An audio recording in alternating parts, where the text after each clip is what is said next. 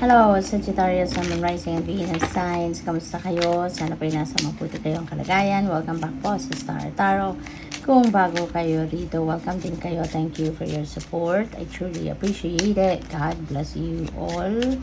Sagittarius, pauna mensahe po ninyo ay stubbornness. Ayan. So, baka kayo ito, no? Baka kayo itong nabibwisit. Baka kayo itong siguro nagsusutul-sutilan kayo kasi baka there is someone na nandiyan dyan sa tabi ninyo, nasa paligid ninyo na kinukulit kayo, siguro paulit-ulit na lang yung mga sinasabi sa'yo, baka paulit-ulit na lang yung ginagawa niya, na alam mo yung pinupush ka siguro na gawa ng isang bagay na ayaw mong gawin. So, yun na napipick up ko dito for some of you. Or pa pwede rin naman, no, na ibang tao ito. Baka kayo yung merong sinasabi sa kasama ninyo, kasambahay ninyo, or sino man ang kasama ninyo sa bahay, sa trabaho, na hindi kayo pinapakinggan, no? Nagsusutil yung taong kinakausap ninyo. So, possible din naman yun. We have stop. Ayan, so parang, teka lang, Sagittarius, tigil muna, no, sa kung ano man ang inyong ginagawa.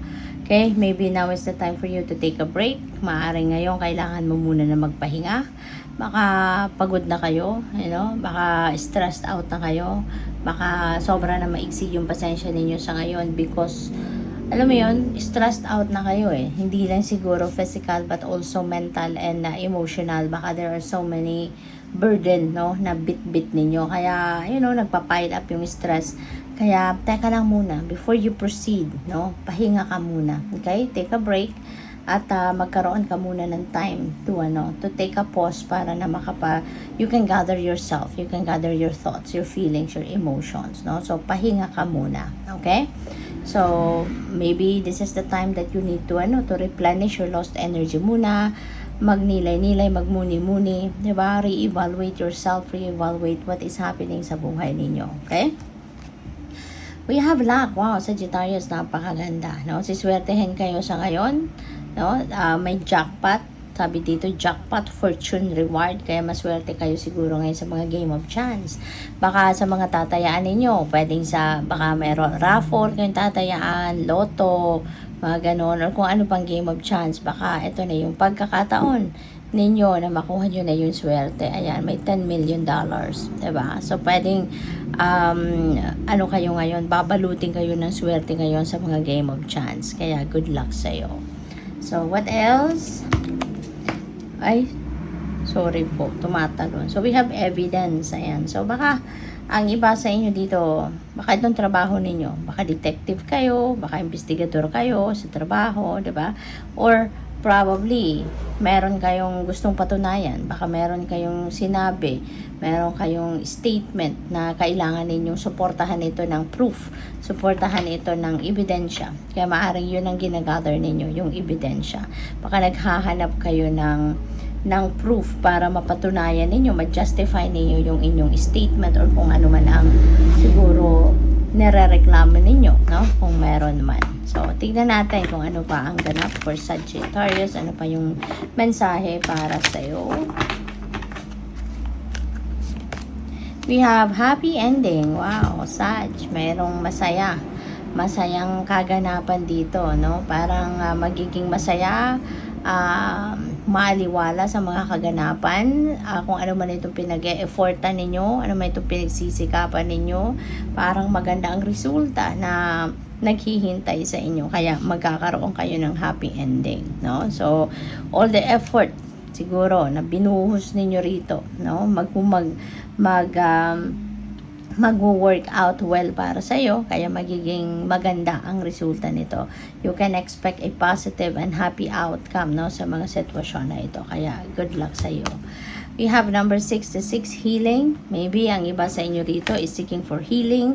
Pwedeng physical ailments yan na siguro baka nagpapagamot kayo, or baka pwede rin na emotional, no? Emotional troubles ang siguro na experience ng iba sa inyo sa ngayon, and you are also seeking for healing from that, or baka you are on the road to the healing process. So, pwedeng ganun din ang ganap dyan for some of you.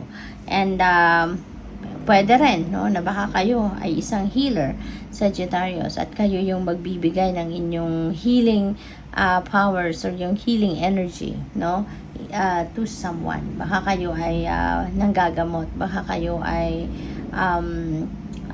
nasa holistic treatment na yun ang ginagawa ninyo, or baka kayo ay nasa alternative medicine, or pwede rin naman na baka talaga kayo ay nasa medical field, or baka mga ano kayo, kabilang kayo dun sa mga katulad ng mga massage therapist, mga physiotherapist, physical therapist, or pwedeng kayo ay Reiki healer, crystal healer, yung mga ganun ba. So, yun ay napipick up ko, no, for some of you, baka kayo, no, kayo yung tutulong sa mga tao dito para magamot kung ano man ang kanilang mga iniindang discomfort, no, sa kanilang katawan. Probably then siguro ang iba sa inyo rito, baka ano kayo, life coach, ganon, no, mentor, spiritual guide, 'di ba? Yung nasa spiritual career naman ang iba sa inyo rito. So, what else? We have number 87, synchronicity. Yan. So, for some of you rito, no, siguro makaka-receive kayo dito ng synchronicity. And that synchronicity is guidance, no? Sagittarius, that is guidance para sa'yo.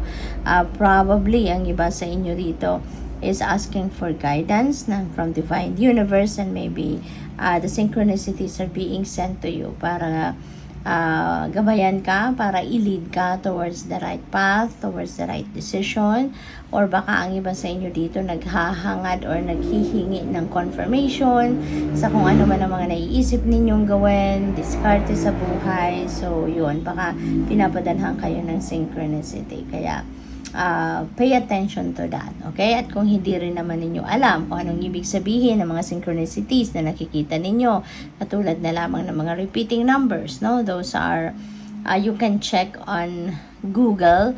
Tignan ninyo kung anong ibig sabihin ng mga repeating numbers na nakikita ninyo. That could be, pwede ninyo makita yan sa numerology, pwede makita ninyo yan as, i-search ninyo as angel numbers.